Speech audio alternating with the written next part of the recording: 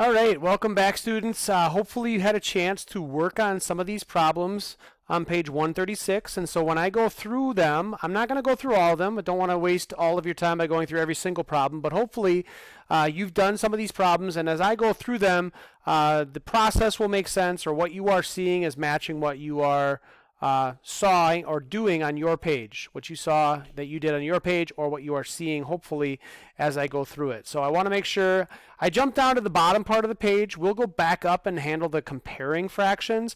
That's just a little bit different reasoning on why we would come up with a common denominator. So I want to make sure that I handle these problems here.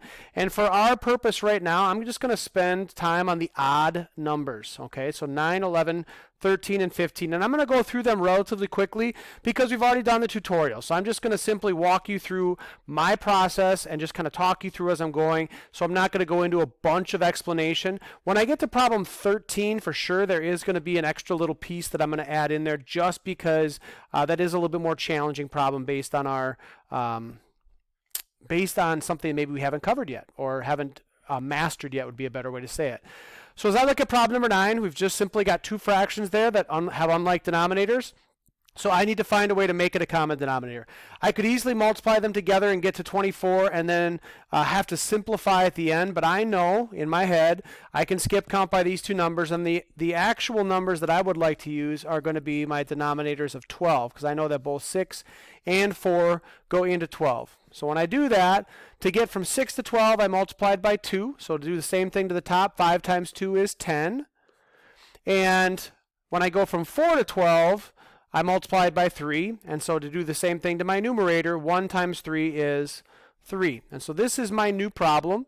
Again, remembering that if I'm changing the denominator, I must also change the numerator. A lot of people, easiest mistake they make is that they change the denominator and then they just slide over the numerators and it becomes 5 and 5 plus 1 again. That's not the way this works. If we're going to have the same fraction, if we're going to have equivalent fractions, we need to make sure that we are changing the numerators as well to keep them equivalent. All right, so if I add these together, pretty straightforward, 13 twelfths. Again, improper fraction form right there. We want to change it to a whole number or a mix like it says in the directions. So how many groups of 12 can I pull out of 13? Well, since they're one apart, I know I can only get one group out of that, and I have one left over, and my denominator does not change. All right, so first problem, pretty straightforward, very similar to what we did on the front page. All right, now the change comes over a little bit when we start moving into mixed numbers. Now, we still, if we see any fraction, cannot solve this problem until we have a common denominator. All right, I can kind of set the whole numbers off to the side until I find that common denominator. That's at least the way I like to do it. So as I look at 5 and 3 again, I can skip count by both those, but basically what I know in my years of experience here is that my denominators are going to have to end up at 15, because the only way I can get 5 and 3 to match up, to go through those multiples lists, the first number I'm going to run into is a 15 there. So to get from 5 to 15, I had to multiply by 3. I got to do the same thing to the top, so 4 times 3 is 12. How did I get from 3 to 15? I multiplied by 5. Do the same thing to the numerator, so 2 times 5 is 10. So those are my two fractional pieces, and that's how I'm going to add those two things together. I'll come back and add the whole numbers when I'm done adding the fractions. All right, so as I do this, I end up with my 22/15, and I actually think that was an answer from the other side, the other page as well. And I realize that I can make one full group of 15 out of that, and I've got 7 left over, 15. And a lot of people tend to leave that answer as that and think they're done. And that's the hard part about doing the fractional piece first. Okay, I look at this and I see a 6 and a 3 that still need to be added together. So hopefully I can just tack that on here, or I can bring that 9 over, 6 plus 3, and I can add them this way to get my answer of 10 and 7/15. All right. Now, the book doesn't do a really good job of laying this out, guys, and I'm kind of working my way across, which in my mind, if we were in person, would probably change. I like to write my problems vertically. I don't have a bunch of space. I am going to write this one vertically down below here just to show you what that looks like and the reason behind it. Okay, so this is a subtraction problem, and the reason I'm going to write it vertically especially is to get us to understand what it is that we are actually doing to these denominators, And if we go back to our just straight subtraction of regular numbers, if I've got a bigger number on the bottom, even if that's a fractional number, I've got a bigger number on the bottom, I have to borrow. I have to ungroup the number in front of it, which in this case is a whole number. So this is the one I said is a little trickier. Now, I could go right to 80, 8 times 10 to get my common denominator, but again, based on my experiences, I know that 8 and 10 can also both go into 40. All right, so how did I get from 8 to 40? I multiplied by 5. Multiplied by 5 on the top as well. So my bottom number is a 35 over 40, my bottom fraction. How did I get from 10 to 40? I multiplied by 4. Do the same thing to the top. 7 times 4 is 28. And this is where we start to run into our issues. Or this is where we really start to run into our situation where it doesn't make sense. I can't do it. A lot of people just want to subtract 35 and 28. But if I've got 28 of something, is there any way for me to give you 35? No, it's impossible. I can't. It's like saying if I have nothing, can I give you something? No, I've got nothing to give you. So in this case, as I'm looking at this problem here right now, I've made my common denominator. I found out that 35 over 40 is larger than 28 over 40. So as I come across here, guys, I'm going to look at this whole number and I'm going to change that out. Let me get this back down to regular size here. I'm going to change that 6 out. I'm going to pull a whole number out of it. And when I do that, I'm left with a 5 in my one spot, okay, my whole number spot. And I'm bringing back a whole number over to my fraction, but I'm writing that as a fraction. I can't subtract a whole number from a fraction from a whole number, so I've got to convert that into fractional form. Well, hopefully, again, I know we haven't done a lot of work with this, but hopefully you recognize that whole numbers written as fractions are simply anything that is 1 over 1, 2 over 2, 3 over 3, where the numerator is the same as the denominator. So in this case, because my denominator is already a 40, I'm going to bring over 40 over 40. That's my whole number representative, and I'm going to add that to this number right here.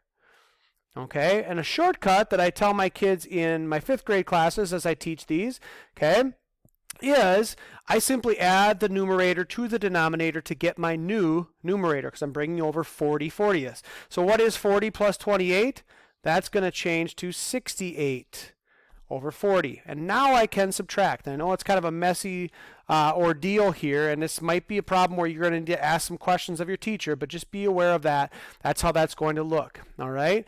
Now I just subtract like normal. What is 68 over 40 minus 35 over 40? So 68 minus 35 is essentially what I'm looking for here. And again, I've kind of run out of space, so I'm going to put it off to the side here. This should get me to 33 over 40. Again, the denominator still will not change. I keep my denominator same. That's why I made it common. 68 minus 35 gets me to 33, and 33 over 40 is my answer. Now you might say, well, what about the whole numbers up front? Well, let's go over here. 5, now that I've borrowed from this 6, and I've made it a 5, 5 minus 5 is 0, so I don't need to put that 0 on in front of there. All right?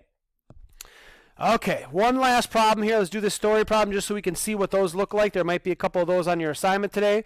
So it says a recipe calls for 1/3 of a cup of flour.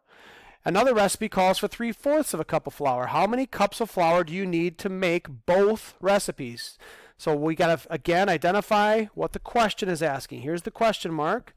So as I'm looking at this, what is this question asking? How many cups of flour, get that out of the way, do you need to make both recipes? That is a combination. We're combining those two fractions together, and when we are combining them, we are adding them. So I'm going to go over to my big open space over here, and I'm going to say, well, I'm going to add 1/3 of a cup to 3/4 of a cup, and I can't do that until I have a common denominator. The denominators are 1 apart, so I should again realize that the only way to make that common denominator is to multiply the two together. How did I get from 4 to 12? I multiplied by the 3, treating them equally. Do the same thing to the numerator. 3 times 3 is 9. How did I get from 3 to 12? I multiplied by 4. Same thing to the top. 1 times 4 is 4. And so my new problem here now is 4 12ths plus 9 12ths, which gets me to 13 12ths.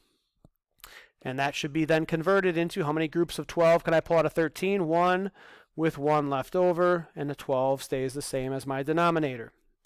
All right, so in that case, that would be 1 1/12 cups of flour. All right. Now, I'm going to go back up. I'm going to leave. Hopefully you didn't do just the even numbers, but I'm going to go back up to these fractional problems where we're trying to compare and figure out which fraction is bigger. Now, I can use some of the tricks and techniques that we talked about with comparing fractions before, but the surefire, the number one way to make a common denominator or to compare fractions is to make a common denominator. And the number one way to do that in this, we don't really care about simplifying. As long as the denominator is the same, we can figure out which one is bigger. So in this case, I'm going to multiply my two denominators together. 6 times 9 gets me to 54. All right. Now, how did I get from 6 to 9? Or from 6 to 54, I multiplied by 9. I'm going to treat them the same. So times 9 on the top. 9 times 5 is 45. How did I get from 9 to 54? I multiplied by 6. Do the same thing on the top, multiply by 6. 6 times 7 is 42. So as I look at this, 45 over 54 is larger than 42. The moment I have these common denominators, all I have to do is figure out which numerator is bigger and make my selection. So 5/6 is larger than 7/9. All right. One little shortcut method. I don't want you to fall in love with it, but it's basically doing the same thing. Okay. So let's look at number 7 here. It says 7 times 4 is 28. So my new common denominator is 28.